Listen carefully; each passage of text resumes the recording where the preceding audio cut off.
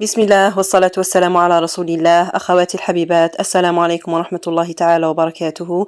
ربي اشرح لي صدري ويسر لي أمري واحلل عقدة من لساني يفقه قولي.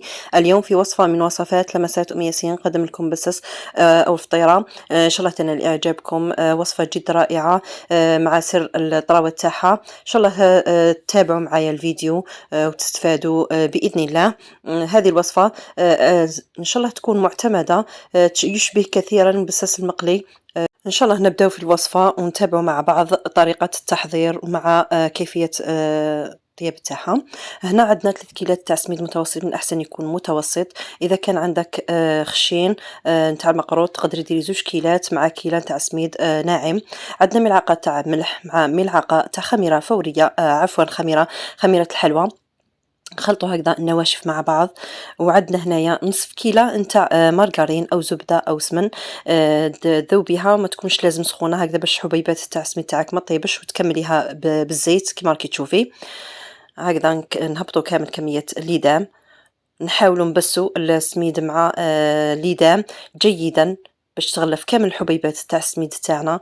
هذا سر من اسرار تاع اللي يخلي المبسس تاعك الطري ما يجيش يابس. اللهم صل وسلم وبارك على سيدنا محمد عدد ما أحاط بعلمك وخط به قلمك وأحصاه كتابك. وارض اللهم عن ساداتنا أبي بكر وعمر وعثمان وعلي، وعن الصحابة أجمعين، وعن التابعين وتابعين بإحسان إلى يوم الدين.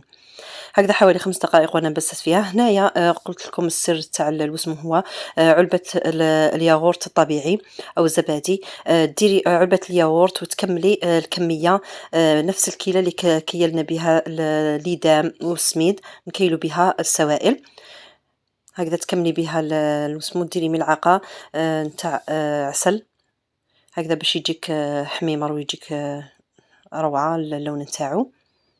تقدري ديري ملعقة تاع سكر اختياري.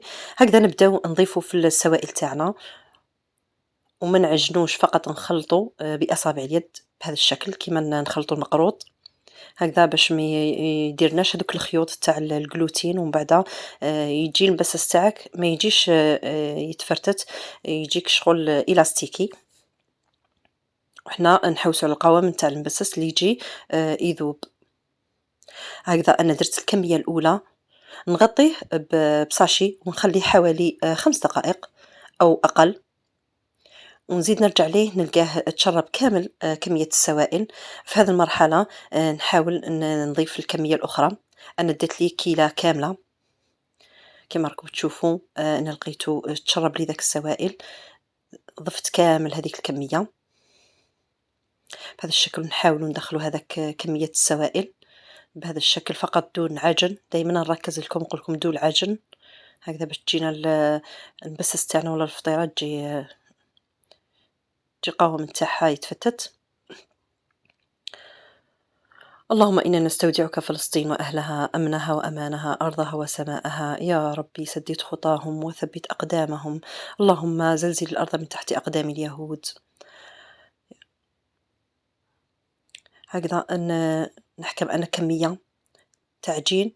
طبعا لازم تديري بلاستيكة هكذا في الأرض أو سيلوفان هكذا باش تجيكم بعدا طريقة اللي تهزي بها الحبيبات تاوعك، تحافظي على الشكل تاعهم. تكون عندك أي قطعة، وأنا نطيبو في طاجين تاع الحديد، إذا ما لازمش تخشني الفطيرة تاعك، ديريها شوية متوسطة السمك تاعها.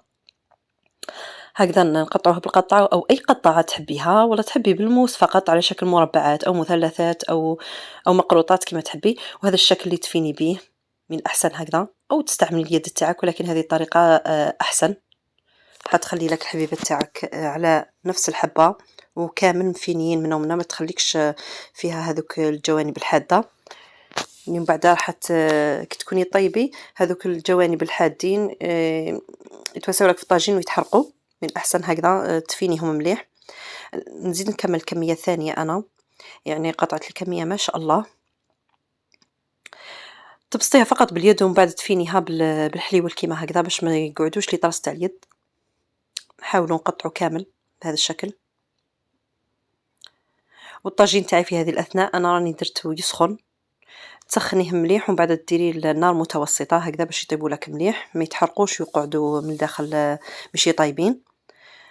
نديروا الكمية في الطاجين وما تمسيهمش حتى يحكموا روحهم مليح، الحبيبة تحكم روحها مليح من الجهة باش تقلبيها للجهة الأخرى هكذا باش ما تفتتلكش في وسط الطاجين. كيما راكم تشوفوا تستعيني بأي شيء حاد هكذا باش تقلبي به الحبيبة تاعك كيما راكم تشوفوا. نحاول نحركهم من الفوق باش يدوا تحميرة مليحة. تقدري تستعملي هذيك الضاغطة هذيك اللي نطيبوا بها الكسرة كيما راكم تشوفوا. ساعة على ساعة نحركهم بهذا الشكل باش يدوا تحميرة شابة ويطيبوا كامل. هذه القطعة الضاغطة اللي قلت لكم عليها تقدروا تستعملوها بصح ما تضغطيش بزاف حتى تفرتت لك الحبيبة تاعك لأنه بزاف هشاش هذا المبسس. كيما راكم تشوفوا ساعة على ساعة نشوف الحبيبات ما تخليهمش يتحرقوا، ماشي تخليهم يطيبوا تروحي لازم تقعدي تقابليهم هكذا باش يطيبوا لك بشكل مليح. تجيش حبة محروقة وحبة طايبة والله حبة ماشي طايبة بهذا الشكل. أنا نكمل كامل الكمية ومن بعد نشوفوا الوصفة تاعنا في طبق التقديم جاء أكثر من رائع يتكل بالشوارب يعني. ننصحكم تجربوا هذه الوصفة ماكش راح تندموا أكيد راح تنجحوا فيها من أول تجربة. كما كنت تشوفوا قطعة الكمية لا بأس بها كمية ما شاء الله. كما نعرفوا فصل الشتاء نحب بزاف هكذا حوايج سخونين. في نهاية هذا الفيديو اللهم ارحم موتانا وموتى المسلمين واشف مرضانا ومرضى المسلمين. اللهم تولنا فيمن توليت. اللهم عليك باليهود الغاصبين.